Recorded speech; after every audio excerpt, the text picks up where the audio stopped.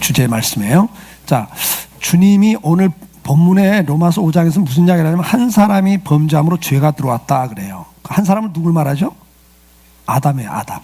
아담 한 사람이 불순종함으로 죄가 들어왔죠. 죄가 들어옴으로 그동안 목사님이 여러분들에게 이야기했던 것처럼 경제적인 고통, 질병이나 죽음의 고통, 서로 사랑하지 못하고 미워하고 시기하고 싸우면서 오는 갈등의 고통, 상처를 주고받는, 그리고 전쟁까지 하게 되는 이런 고통들, 그 다음에 뭘 해도 만족이 없는 허무함의 고통, 이러한 고통들이 불순종으로 인해 들어왔단 말이에요. 근데 오늘 본문에 뭐라고 했어요? 한 사람의 순종함으로 말미암아 우리에게 구원이 왔다, 영생이 주어졌다. 한 사람은 누굴 말하죠? 예수님의 순종. 자, 오늘 이 본문에서 정말 중요한 게 뭐냐면 순종이라는 게 이만큼 중요한 거예요.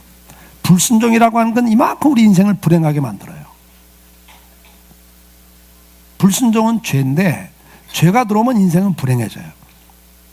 근데 우리 원수 마귀는 우리가 복되고 행복하게 살기를 원할까? 저주받고 불행하게 사는 걸 원할까? 예, 이 원수 마귀는 나쁜 속성을 갖고 있기 때문에 남 잘 되는 건 배 아파서 못 살아요. 그래서 우리 인간이 하나님이 만든 최고의 걸작품인 인간이 정말 복되고 영광스럽게 행복하게 사는 걸 못 봐.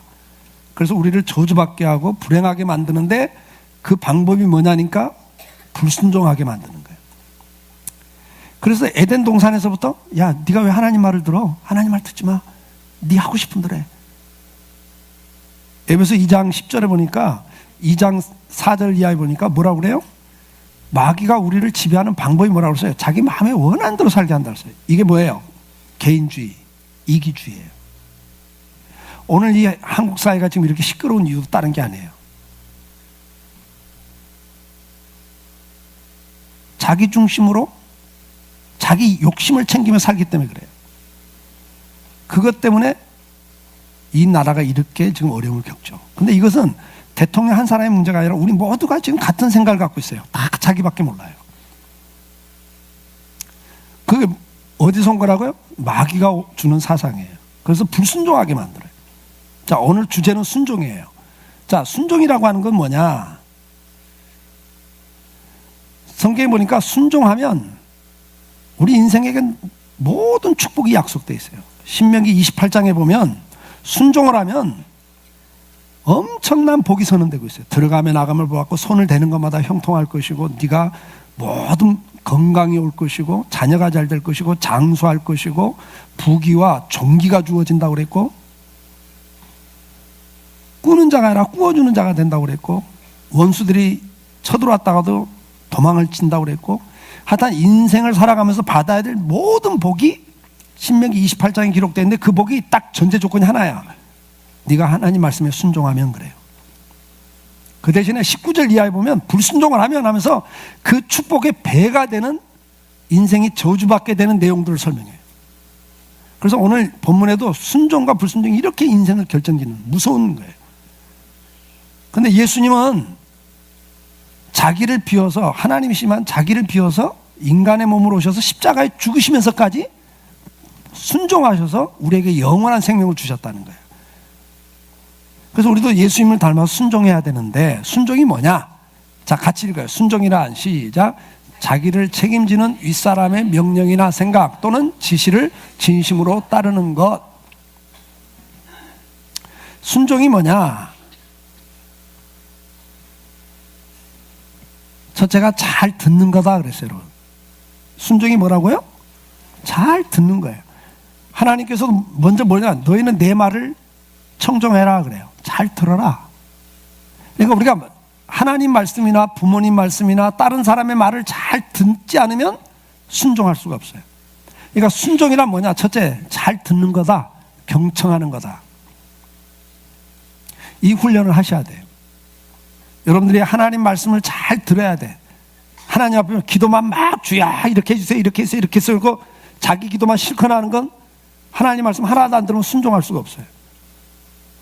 순종해야 기도도 응답이 오거든요. 그러니까 내가 기도하는 것보다 더 중요한 게 뭐다? 하나님 말씀을 잘 듣는 것. 그 다음에는 사람을 대할 때도 어떻게 하는 것? 상대편 말을 잘 듣는 경청을 훈련해야 돼요. 따라해. 순종은 경청하는 거다. 그러니까 순종을 기분 나쁘게 생각하면 안 돼요. 순종은 굉장히 축복인데 그게 뭐냐? 말을 잘 듣는 거예요. 경청. 두 번째는 뭐냐? 나를 포기하는 게 순종이에요. 그러니까 배려하는 거예요. 배려. 그러니까 순종은 경청, 그 다음에 배려하는 거예요. 상대편을 배려해 주기 위해서 내 생각을 내려놓는 거예요. 내 기득권을 내려놓는 거예요. 예수님이 하나님이시지만 하나님과 동등됨을 취하지 않고 종의 모습으로 내려오셔서 십자가에 죽으시면서 우리에게 순종하셨다. 그래서 우리에게 영생을 줬다. 구원을 주셨다 그랬거든요. 그러니까 순종이라고 하는 건 뭐냐면 자기 기득권을 내려놓고 상대를 배려해 주는 거예요. 그걸 순종이라 그래요. 그러니까 순종은 기분 나쁜 게 아니에요. 이게 뭐냐면 굉장히 수준 높은 품성이에요. 순종은. 그래서 순종은 뭐 하는 사람? 첫째, 상대편 말을 잘 듣는 사람. 자기 말만, 자기 주장만, 자기 고집만 내세우는 사람은 교만한 사람이에요. 순종 못해, 그 사람은.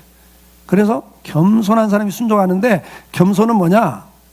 인격이 굉장히 성숙된 사람에게서 나오는 거예요. 그 사람은 어떤 남의 말을 잘 들어요. 막 혼자 이야기 다 하지 않아요. 듣는 시간을 더 많이 가져요. 이게 순종하는 사람의 첫째 품성이에요. 두 번째가 뭐예요? 남을 배려해요. 자기 생각, 자기 주장도 있지만 내려놓고 상대편 말을 잘 듣고 그걸 먼저 우선적으로 생각해 주는 거죠. 배려해 주는 거예요. 그 다음에 진짜 중요한 게 뭐냐면 하나님을 믿는 사람만 순종할 수 있어요. 어떤 하나님? 하나님이 내 인생의 생사복을 주관하고 있고 오늘도 나를 좋은 길로 인도하시는 좋은 나의 아버지다. 이걸 믿는 사람은 하나님 말씀이나 상대편 말을 들으면서 내가 손해보더라도 어떻게 해요? 그걸 할 수 있는 거예요. 뭐예요? 이 사람이 나를 이용해 먹어도 결국은 내 인생은 누가 책임지신다? 하나님이 책임져 주시고 내 인생은 누가 복을 주셔야 복된다? 하나님 복 주시면 내 인생이 복된다. 이걸 믿는 사람만 남을 배려할 수 있고 하나님 말씀에 순종할 수가 있는 거예요. 그래서 순종이라고 하는 것은 뭐냐? 두 가지예요. 첫째는 잘 듣는 것, 그 다음에 두 번째는 배려하는 거예요. 근데 그렇게 하려면 믿음이 있어야 된다. 이렇게 정리하면 되겠어요? 그러면 우리가 순종을 할 때 누구에게 해야 되죠? 첫째는 하나님. 근데 하나님에게 순종한다고 하는 것은 하나님 말씀을 잘 듣고 거기에 순종하는 걸 말해요. 그래서 성경 말씀을 여러분이 잘 읽고 주야로 묵상하라 그랬어요. 그걸 읽고 묵상하면서 그 하나님의 뜻을 깨달으면 거기에 순종하는 것. 그게 하나님께 순종하는 것. 두 번째는 누구에게 순종해야 돼요?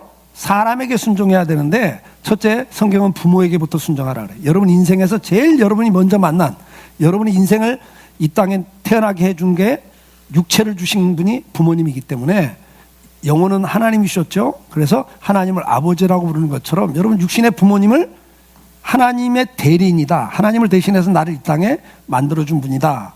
이걸 인정하고 뭐 해야 돼요? 부모에게 순종해야 돼요.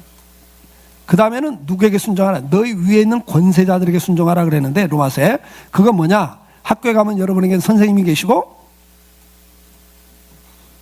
또 교회에 오면 목사님이나 장로님이 계시고 선생님이 계시죠.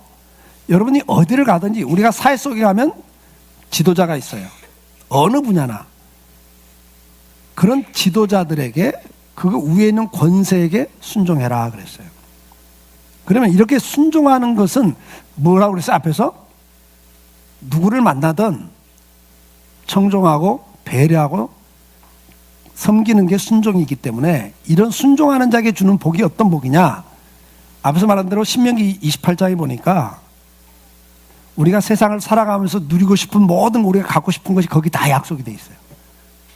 장수, 건강, 그 다음에 물질, 그 다음에 좋은 만남의 축복, 그 다음에 무슨 일 하면 손을 대는 것마다 형통하다고 그랬고 나를 모함하고 나를 죽이려고 하는 사람들을 하나님이 다 쫓아보낸다고 그랬고 하여튼 우리가 살아가면서 필요한 그 다음에 높은 자리를 주신다고 그랬고 그러니까 모든 우리가 살아가면서 인생에서 누리고 싶은 모든 축복이 누구에게 준다? 순종하는 자에게 준다. 그래서 순종은 의무가 아니라 특권이에요. 축복을 누릴 수 있는 통로예요. 그래서 이번 한 주 여러분 꼭 기억하시고 이번 한 달 꼭 기억하셔야 돼. 뭐냐?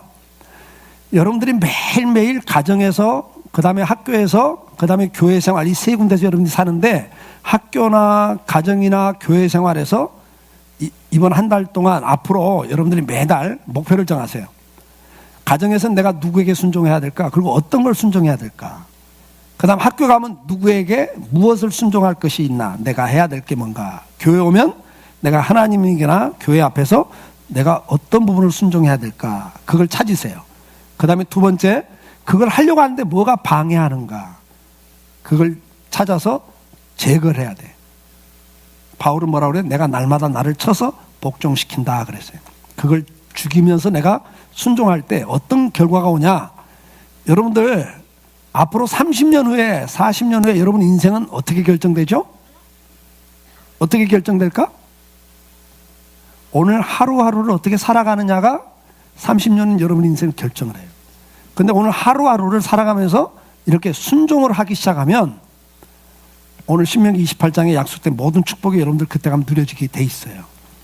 꼭 기억하시고, 오늘 하루하루 살면서 내가 어떻게 순종할까? 그 순종이 쌓이면 축복의 통로들이 계속 만들어지면, 하나님이 이 분야도 저 분야도 축복의 통로가, 파이프라인이 계속 만들어지면 풍성한 삶이 누려지는 거예요. 꼭 기억하시고, 하루하루 삶이 모아져서 여러분 인생을 결정짓는다. 여러분 인생을 만든다.